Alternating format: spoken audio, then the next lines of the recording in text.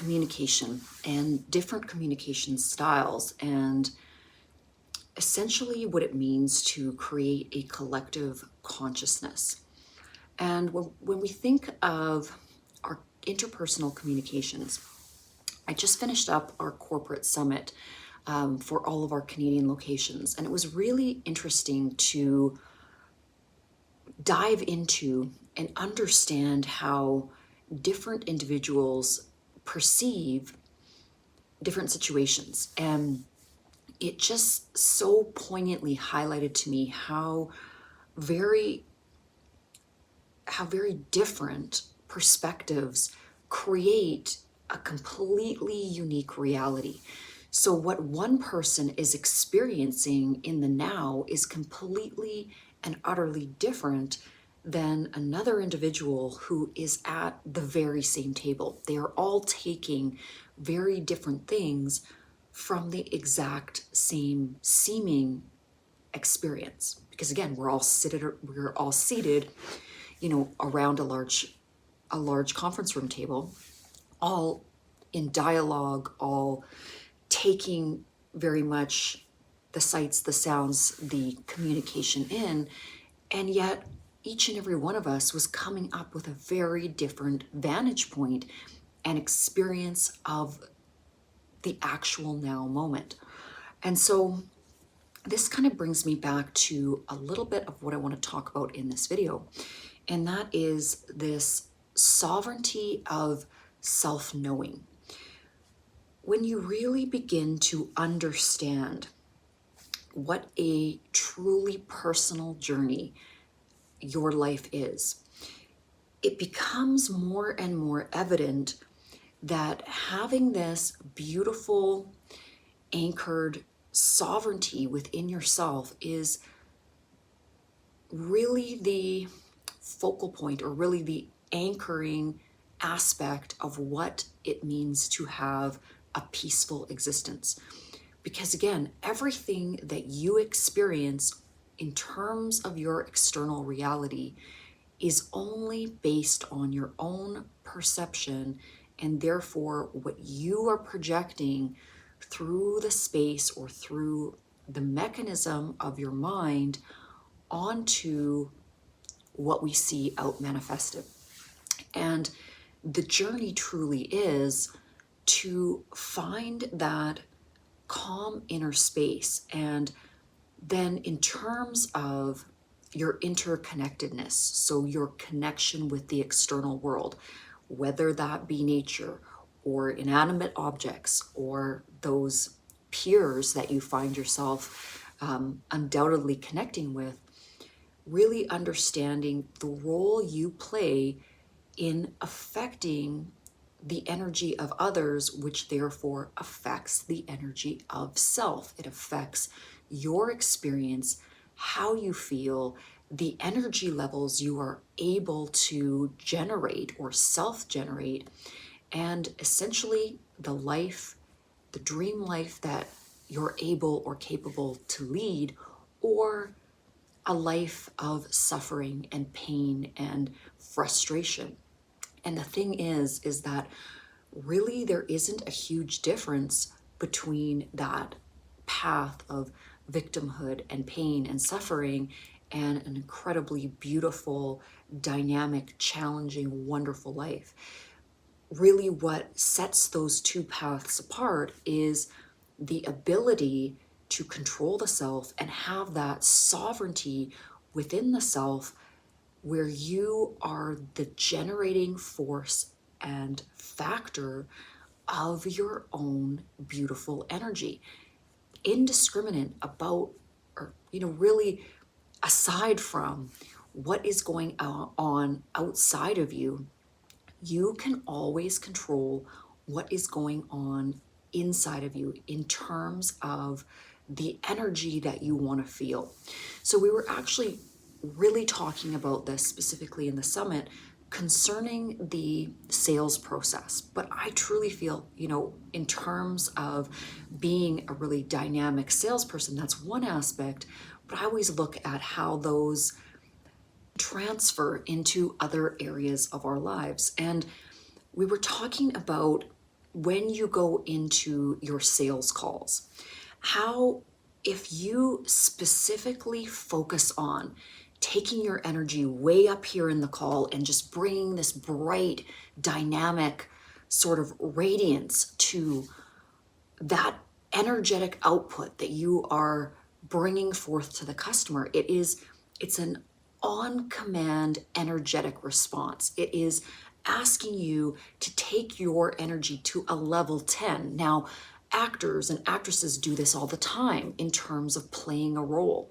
And I find that it's a learned skill to be able to become that chameleon where you are actually in control of what you are experiencing. And I would say probably 90% of the population feel that they are at the mercy of their external experience.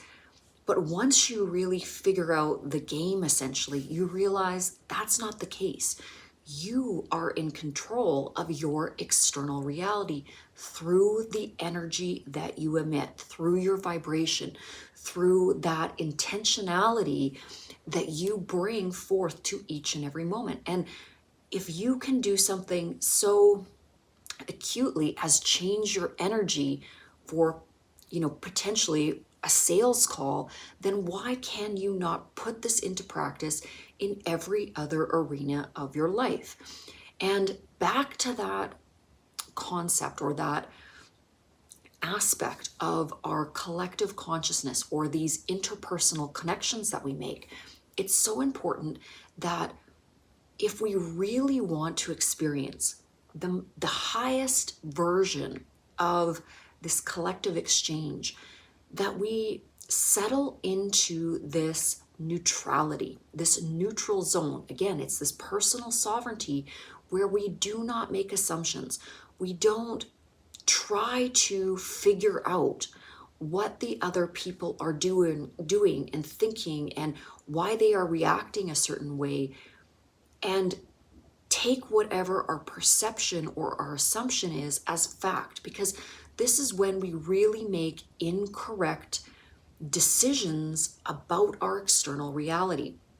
If we're always staying in this very neutral zone in terms of the people around us, and I want to add another layer to that. So neutral, but unconditionally loving. So not a flat energy, just a warm, beautiful, understanding, compassionate energy that we are emitting to others through our vibration. We're never going to be sliding down that embankment of judgment. And it's through this unconditionally non-judgmental energy that we increase the exchange of energy. So we're never going to be putting ourselves or putting others in a situation where we are becoming that energy vampire.